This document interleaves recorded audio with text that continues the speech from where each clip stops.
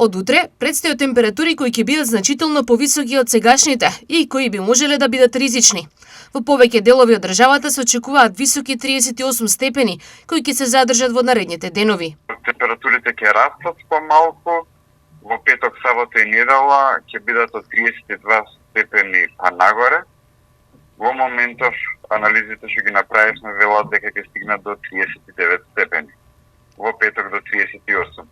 Ќе има благо заладување во понеделник, кога максималната температура ќе се движи во интервал од 28 до 37 степени. Каков е нагласокот за источниот регион и Штип во наредните денови? Ќе дува северен, северозападен ветер, повремено засилен, меѓутоа ќе биде сончево, со услови за нестабилност во попладневните часови. Во сабота, во петок, сабота и недела во моментов индикаторите велат дека нема да врне во тој дел. Кога може да очекуваме временска промена и во кој формат?